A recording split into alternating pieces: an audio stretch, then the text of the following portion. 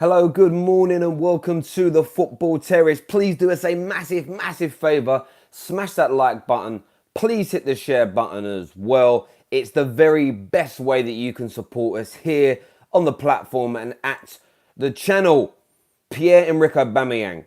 Let's just talk about the player for a wee moment. Absolute top class talent. He has been brilliant since he joined the Premier League. Arsenal have an absolute star on their hands. He may be getting towards the latter stages of his career, but he doesn't appear to be slowing up. Still banging in plenty goals. And this rumour's put me in a bit of a... It's one of those weird ones where I want to break down, like I always do, the validity of said stories. But equally, I want to also visit the hypothetical side of if this is true. So the rumours out there are that... So the rumours about 9-10 days ago broke on TalkSport because of Andy Gold there. And I'll go through his comments in a bit more detail in a moment. But essentially, what he told us is that an inside source that he has told him that Man United are in hot pursuit of Pierre-Emerick Aubameyang. Now, you can often take those things with a pinch of salt, but I think what stands out and gives Andy Goldstein some credibility in this situation is that he doesn't do this on a regular basis. So he doesn't sit there and say, my contact here said X, my contact here says Y. He isn't dropping transfer bombs the whole time. The last time this happened was actually 3 or 4 days before the Anthony Martial transfer was completed, when nobody in world football had any idea that we were going for him, the media I'm talking about, but Andy Goldstein, via this same connection, leaked it. So there is an air of credibility about it. Moving that aside, we'll get into the crux of it in a minute. There is also the element of, from the fan point of view, fans, like I would love to see the reaction, or if this happens, of Troops, Robbie, DT, Claude, Gunnar Lee, Ty. There is that. I have to be honest with you. I want it to be true because I think Pierre-Emerick Aubameyang would be a great asset for Man United for the next 3 or 4 years, especially as our young attacking players will be able to develop. And equally, you're getting someone who's banging goals in. But I have to say there is almost I don't know whether it's a little bit sadistic, but the fallout and the reaction and the meltdown of Arsenal fans here would be beautiful. There are also, someone said there, like when you look at the Aubameyang stuff as well, with the, he's very well connected to AFTV, gets on with the guys there. You've got the whole, like, Obama blood clot Yang. You have that, like the Obama what, Obama who, Obama, all that stuff. It would just make it, from a rival point of view, and for the banter era, would be brilliant. For a short space of time. It would get old, but in the short term, it'd be great.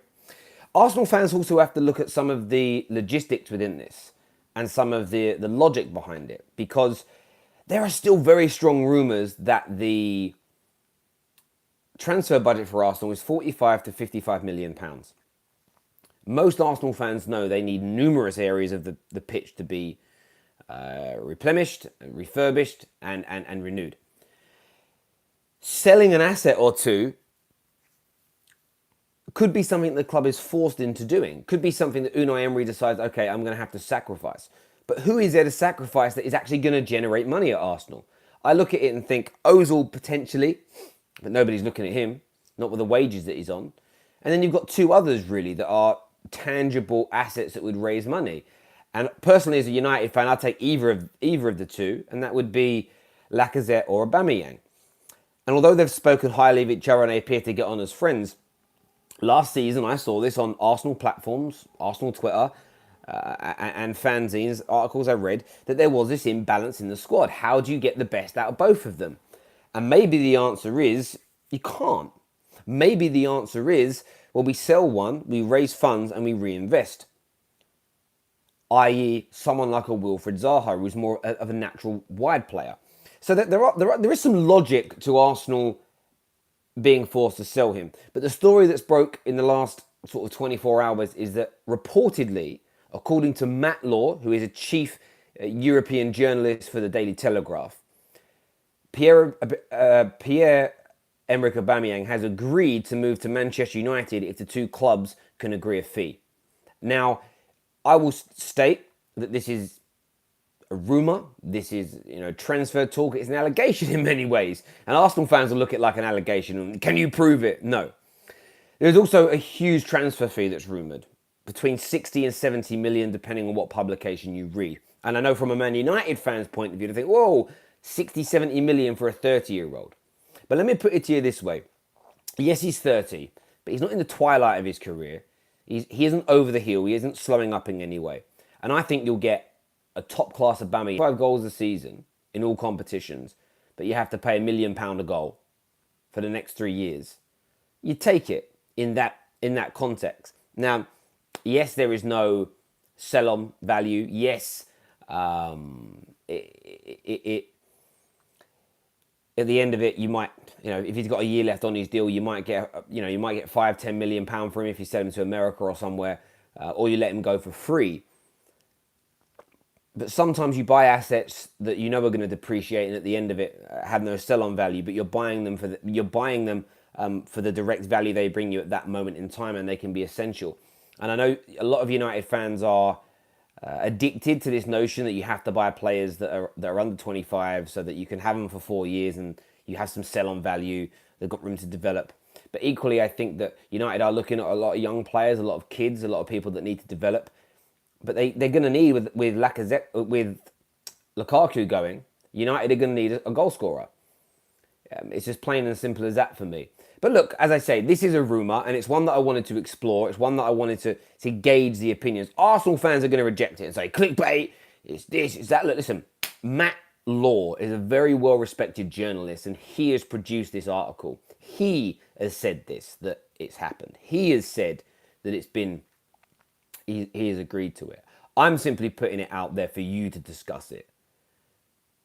Unless you want to go and sit on the website, which I have posted in the description below, and leave a comment. But how many people are going to see that comment and read it? That's why we have these platforms for you to interact with. My personal view is I think it's an absolute long shot to get the deal done. But I can see the logic in it from both Arsenal and Manchester United side. And from a financial standpoint for Arsenal, if you're genuinely gonna, get some centre backs, get some new attacking players, you're gonna have to sell some assets. I cannot see any other way of you doing it if your budget at the moment is £45 million, because there are championship sides that have probably got that much money to spend to spend this summer. But there we go. Listen, let's jump into what I'm actually going to do as well. Before we jump into your comments, I'm going to click here on the actual link of the article I'm talking about. I'm going to go through this in a bit more detail. So yeah, Matt Law produces, European chief football editor for the Daily Telegraph. This is the article. It says, Arsenal forward Pierre-Emerick Aubameyang reportedly wants to join Manchester United this summer. Early this month, TalkSport presenter Andy Goldstein claimed United were interested in a summer deal for the 30-year-old who scored 31 times in 51 appearances for Arsenal. It's 31 goals last year. That's amazing. According to these reports, we believe Aubameyang has now said yes to a move to Old Trafford in this window. It goes on to talk about his stats. I don't want to talk about his stats. I'm trying to find what Andy Goldstein said. Why is that not on there? They've removed the comments. Let me go find what Andy Goldstein said here. Let me go and get these comments for you, because it's interesting. Just to give you some context of where all of these... just to give you some context where these sort of stories come from. So I'm just trying to find his actual comments here. Okay. He says, this is what Andy Goldstein said. I've got someone on the inside who every so often will tell me transfer gossip. I would say he's got quite a high hit ratio, 75 to 25% success. So 75 of them right, 25% of them don't come off. He told me about Anthony Martial, which I tweeted 2 days before Manchester United even made their approach. He has told me United are interested in Aubameyang, who's got 2 years left on his contract. He's 30 years old and he is the finished article. Man United did something similar with Robin van Persie, and Lukaku is not doing it for Ole Gunnar Solskjaer. I think it's crazy money for a 30-year-old, 70 million as a first offer, but watch this space. So that's what Andy Goldstein said there. And listen, I know he's a comedian. I know he can sometimes come out with some outlandish things. But it's the fact that he's not dropping. It's what I say. He's not dropping transfer stories. His mates aren't telling him about transfers every single week, and clearly his friend isn't guessing. His friend does have inside information, and only really reports things to him when he feels there's an opportunity and a chance for them to get it done. But let me ask Arsenal fans this question: would you sell Aubameyang at 30 years old to Manchester United for 70 million? Raising your transfer budget to like 110, 120 million pounds, meaning you could capture potentially Wilfried Zaha, you can get the centre backs that you need, maybe even a little bit of a midfielder in there. Would you do it? If you don't, how else are you going to raise the money? And I'm asking that as a real question. It's not about throwing banter, it's not about throwing salt. Let's remove the emotion for a moment. Let's sit in a hypothetical world.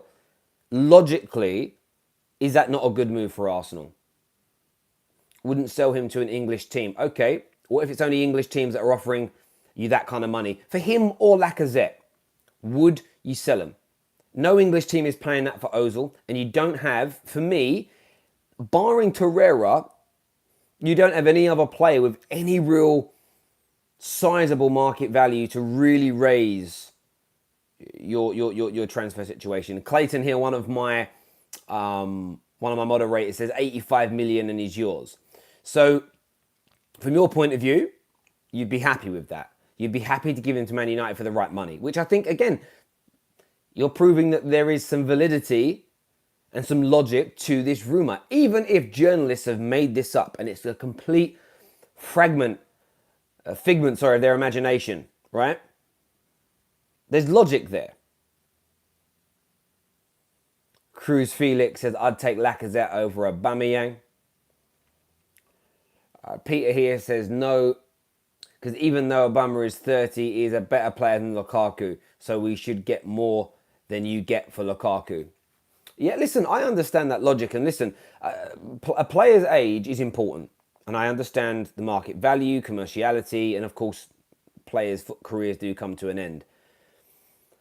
But if you look at the condition of some, like Cristiano Ronaldo's body, his fitness, his movement, his recovery time, at 34, 35, I bet his body's in better condition than most 25-year-old footballers.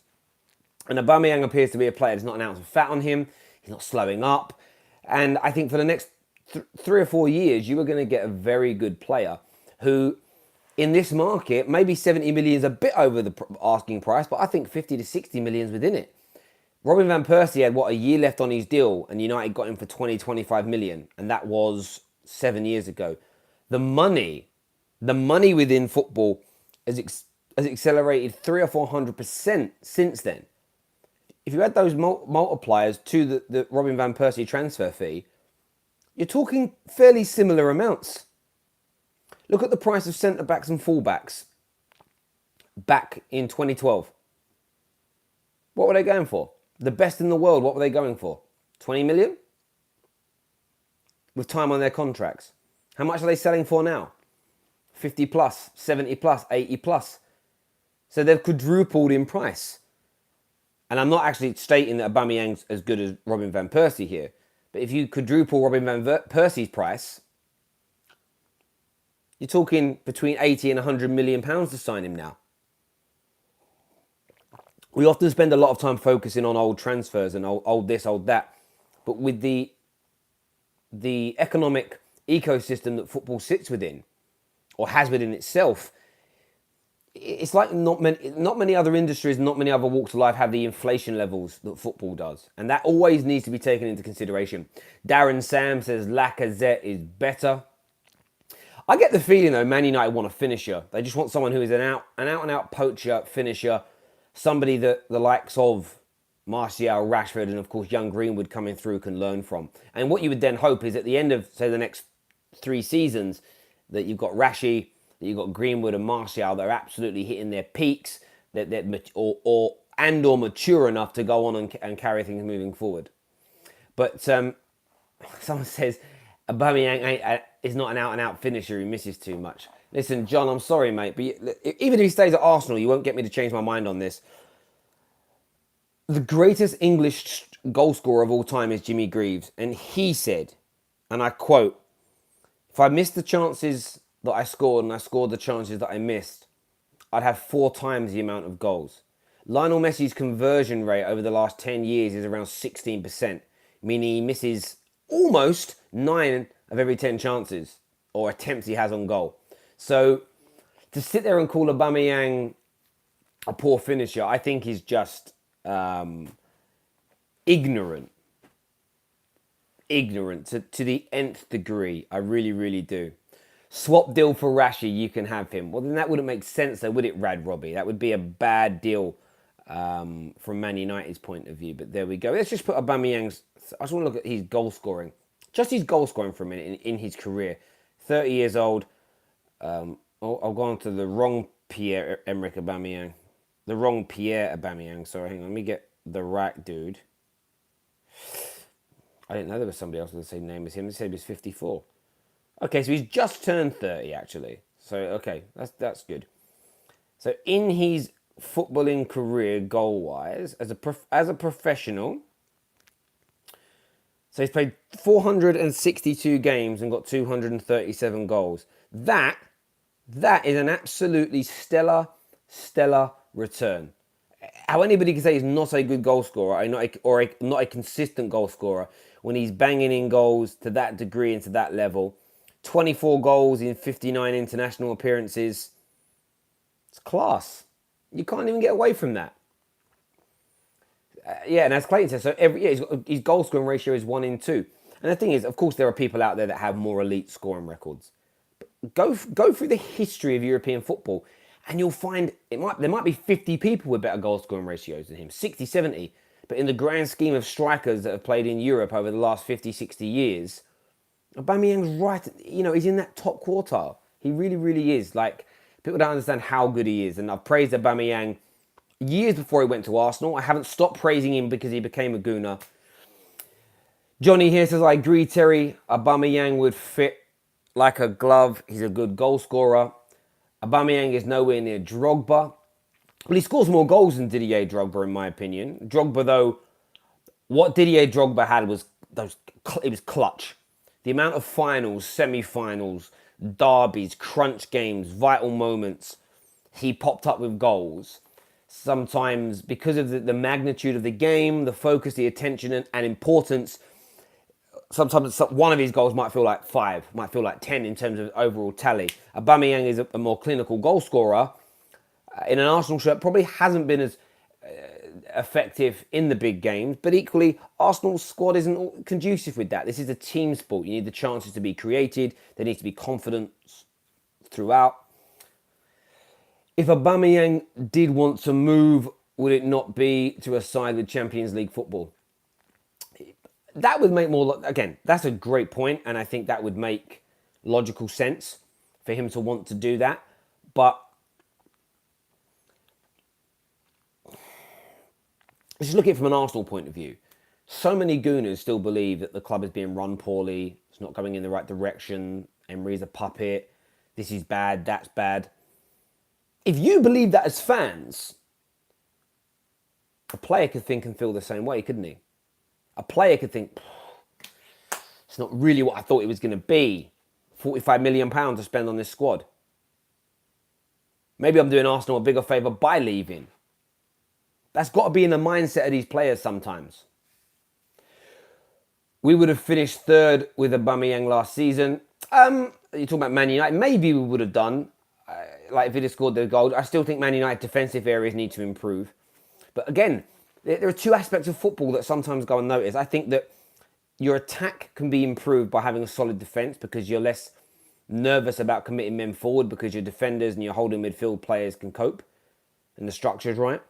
Equally, teams attack you less when they attack and try and score against you less when your attacking aspects are potent, when they're deadly, when they're poisonous, venomous, because teams are scared of you breaking on them. So there is almost an element of if you can improve the attack with someone like an Aubameyang and you can improve the defence, Wan-Bissaka is part of that and a good centre-back, you're burning that candle at both ends, which in this instance is exactly what's needed. But listen, I appreciate everybody tuning in. I know it's early on Friday. I'll have some more content for you later on today. Video from Adam Charles coming up also. Take care of yourselves. God bless, and I'll see you all again soon. Bye-bye.